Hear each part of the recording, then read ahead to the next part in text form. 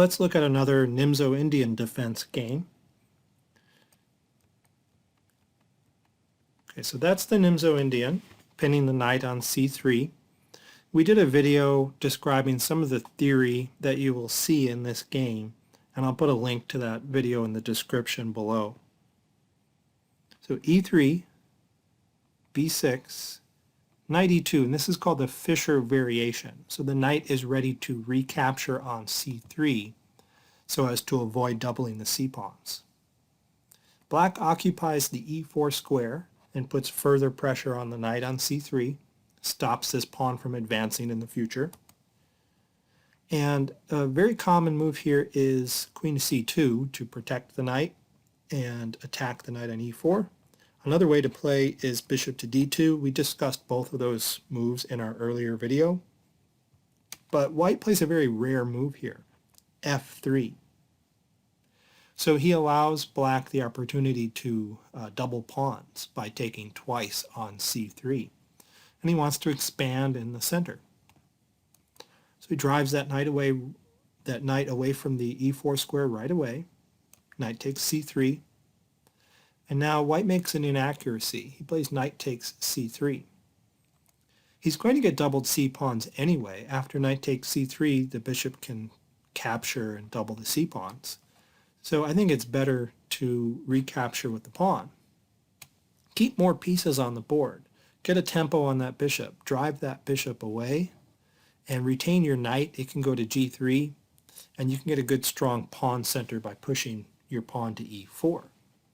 A very strong pawn center is more effective when your opponent has more pieces on the board.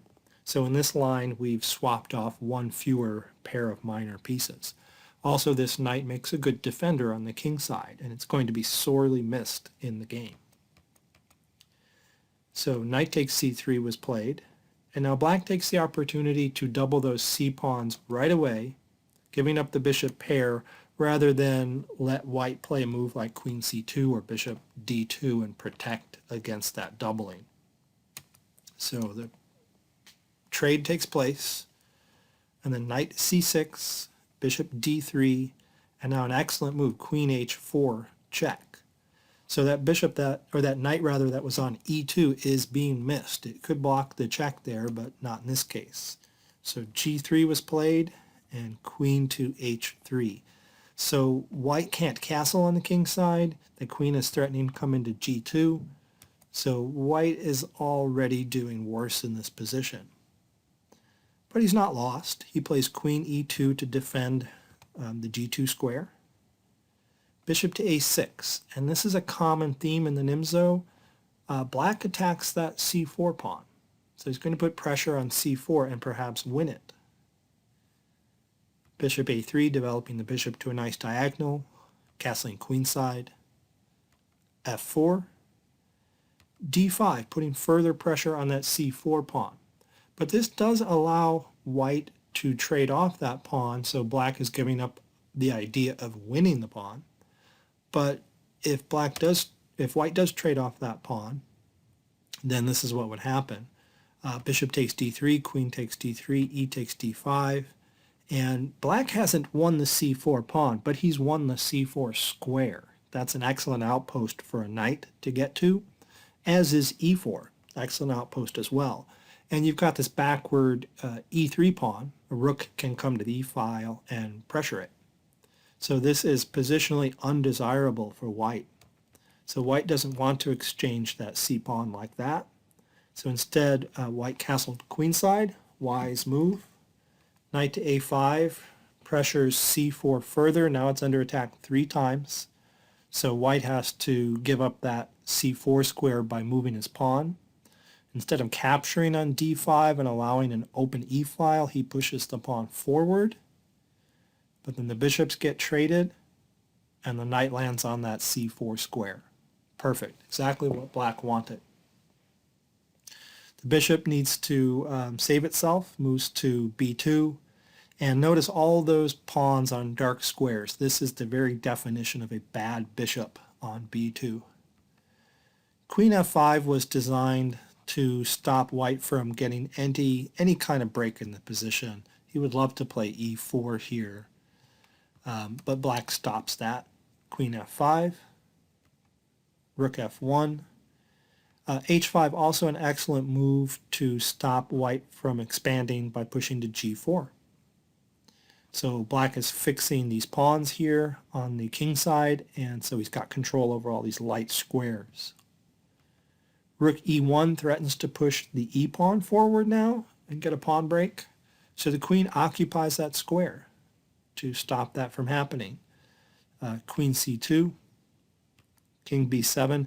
The intent of the king is actually to clear the way for the rooks. They might come over to the queen side here, and the king can go either to a8 or maybe even c6, and black might have plans of opening the b file for some rooks against the castled king.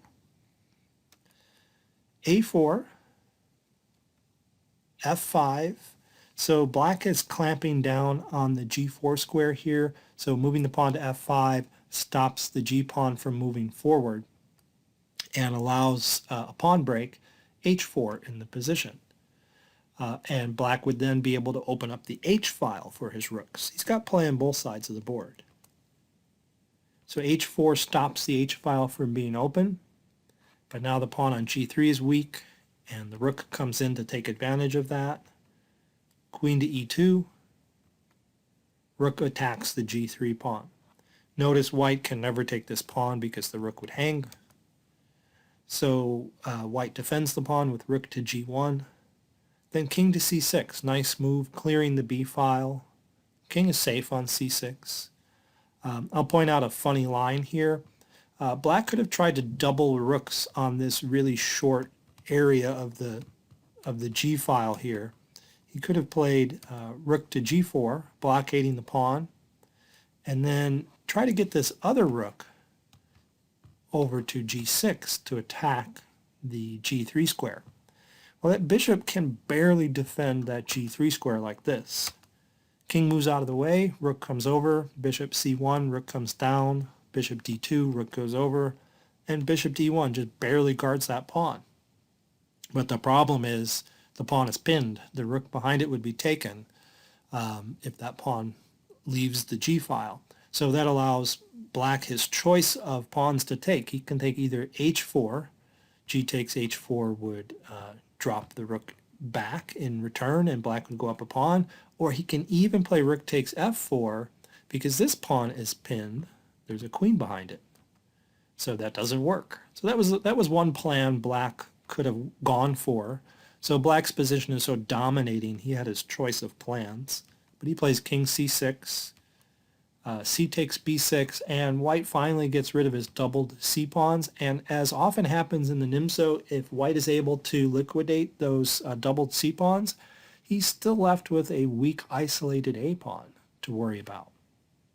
So black recaptures with the a-pawn and is going to make use of the a-file and attack that a4 pawn. King c2 clears the back rank for rook to slide over if necessary, rook a8, and here's where white actually resigned. That's how dominating black's position actually is. The a4 pawn is under attack. Here's one possible continuation, just to illustrate how tied up white is and how overloaded his pieces are.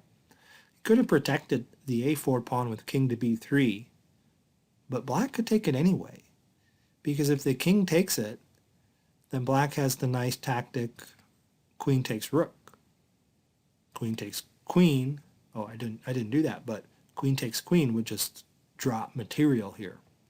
And the knight would recover and black would go up a piece. So you can't take that queen actually. So maybe rook to g2 to guard, and black is just up a pawn. But then queen takes queen, rook takes queen, and rook takes another pawn.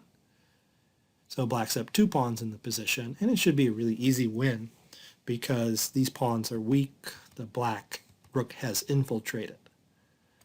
All right, so I hope you enjoyed that game, and we'll continue to study the Nimzo-Indian. Thanks for watching.